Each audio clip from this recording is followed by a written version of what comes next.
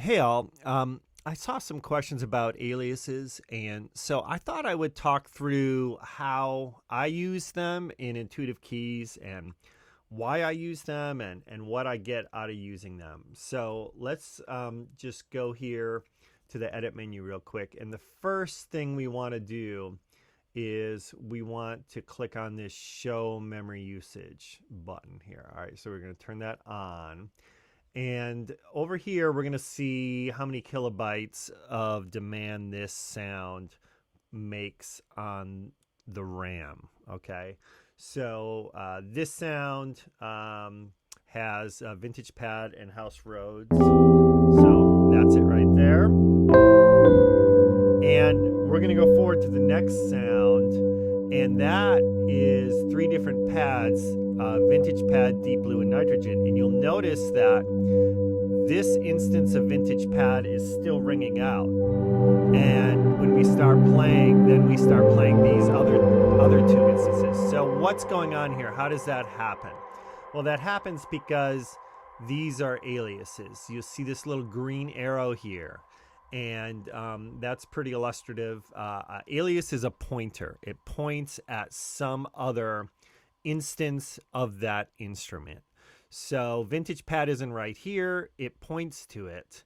And then, same with all these other sounds. And so what happens is when I'm using one sound in one patch, I don't have to reload it when I go to the next patch. I can keep using the same instance of the patch because all I'm doing is pointing back at the other patch. So another example, like there's alias mailboxes. So my name is Peter. So I might have the mailbox Pete created as an alias to forward to my mailbox Peter, for instance. So that would be an example of why you might use an alias, but I wouldn't want to check two email boxes. I'd still want to have just one email box. So, but this is a little different. It's the same kind of concept of alias and pointers. So so all of these sounds are 0 kilobytes. So let's just kind of delete these and get down to, you see all these are 0 kilobytes as well.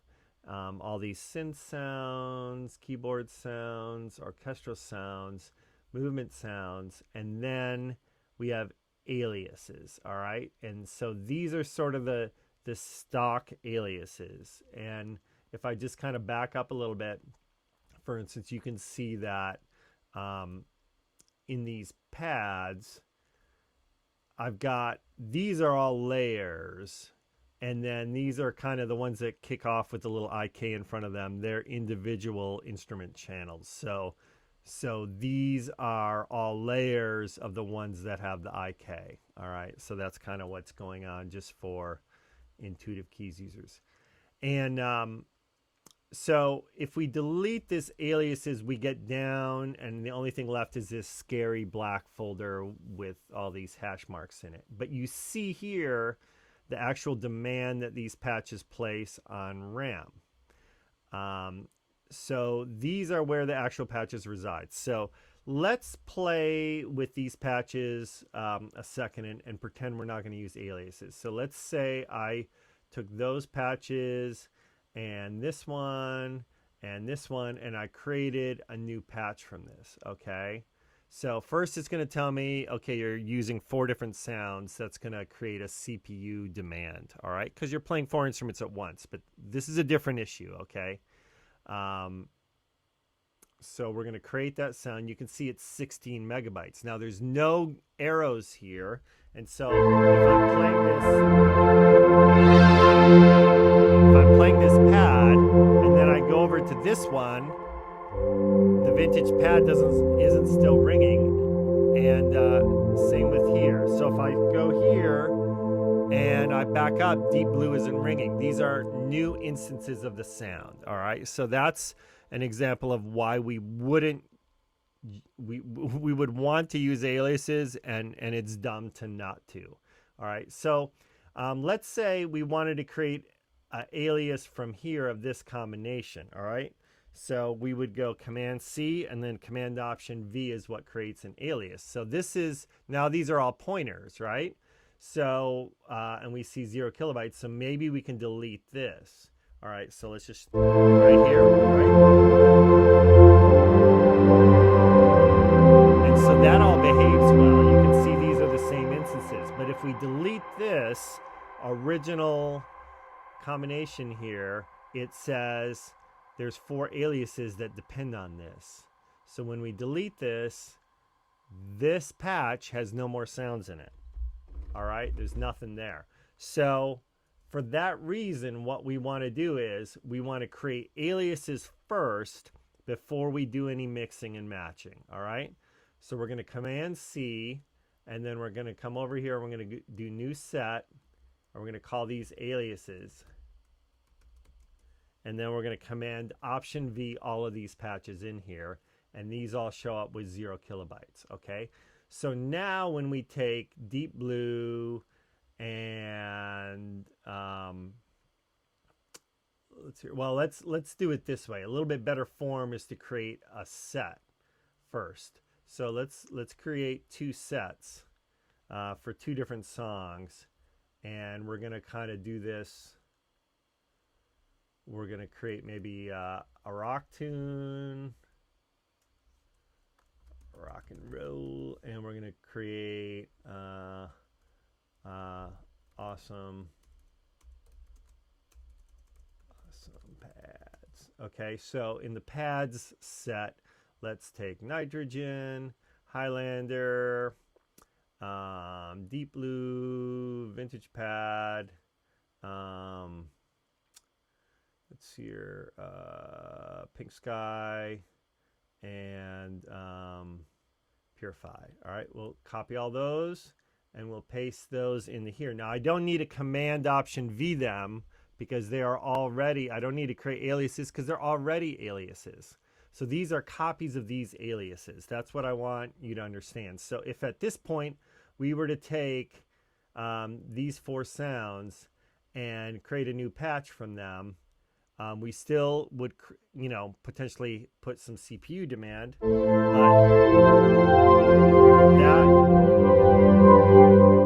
those are all aliases, and we could actually delete all of these at this point and not mess up that original patch because those are copies of aliases. Okay, so why do we use aliases so much? If you're only going to use these patches once in a song, you probably don't need to use aliases. But what I do is I might use like vintage pad and purify, and I might use that as my intro. Okay, and then my verse might be deep blue, vintage pad, and purify. So from there you can see I'm reusing two of the sounds that I used over here. So here I'm using 2, and I go forward and I'm still using those 2, and I'm adding in another one. Okay, and then for the chorus, this might be a good combination.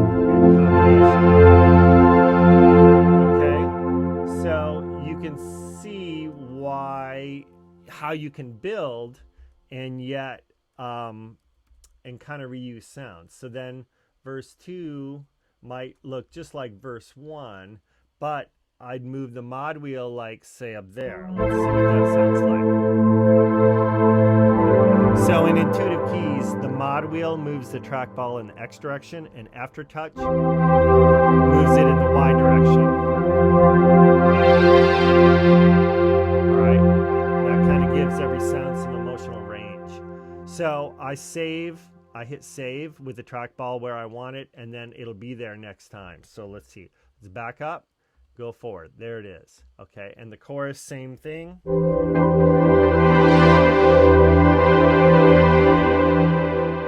up a little more like that.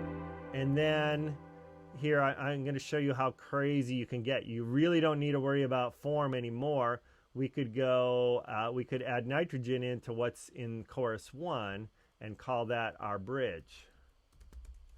And so now we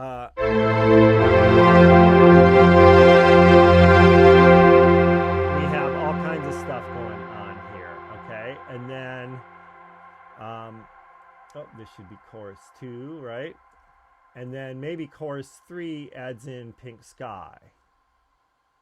And so that would go here, chorus 3, and then outro might be just what we did. Well, maybe outro might be something different. It might be Pink Sky and Nitrogen. Let's try that. All right. So that, we'll call that our outro. And you can make this chorus 3 and make a chorus 4 out of it if you wanted. And if you just have the mod wheel up there. And then you have a progression that would come. And then we don't need these patches anymore. And you notice it doesn't mess anything up. So here's our quick song. Intro, verse, chorus, verse 2, chorus 2, bridge, chorus 3, chorus 4,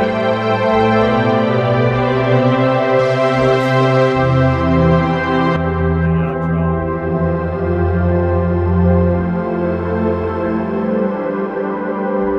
Okay, so that's our song, and that's why I use aliases. It's because I think in terms of scenes as a keyboardist, as a modern keyboardist.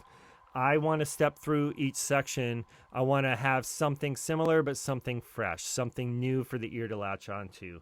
And it's kind of like that waterfall metaphor, fireplace metaphor. I want some new thing for the ear to hear so the ear doesn't get bored. And that's how we step through. And then I want to match the emotional intensity of the song and help the song tell its story. So that's kind of what's going on. So that's why I use aliases. And even in rock, let's do a quick little.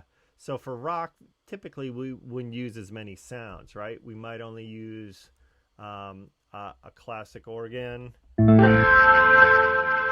And again, we use aftertouch for rotor speed.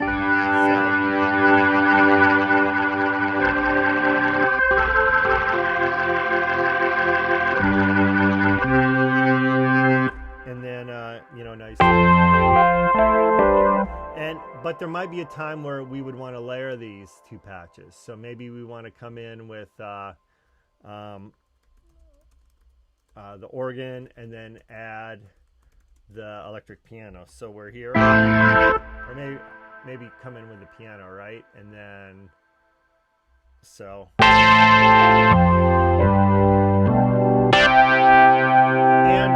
With intuitive keys, we've got pianos that are at the concert level. So at any point, we could turn on piano a Steinway.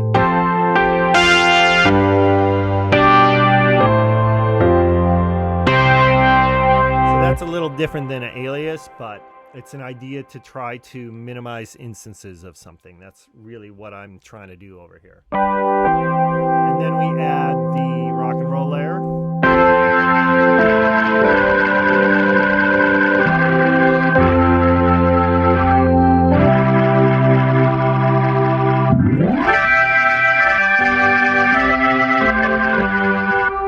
And then we might end with the electric piano again, right?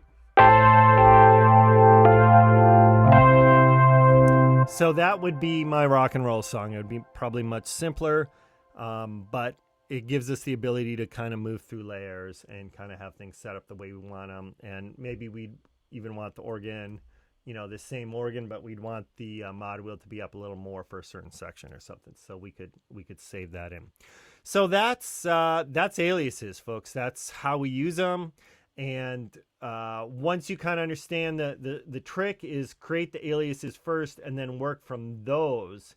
And, so I never mess these up here. I just copy out of here and then I create my songs. And so if you do that, you create your alias folder and you work from there, you're never going to get them all dorked up, and you're going to have your minimum amount of instances of instruments over here, and your system will behave so much nicer. so nicely. So this really gives you an opportunity to create your own layers, the way you hear the songs, what serves your venue, your group of people, the size of your venue in particular. Matters the kind of sound that you use, and cultural things. There's all kinds of different reasons to make different choices than the ones I've made or the ones that are on the record. So I would encourage you to find your sound and build out your sounds that way. So awesome, guys. Thanks for listening. Hope this is helpful.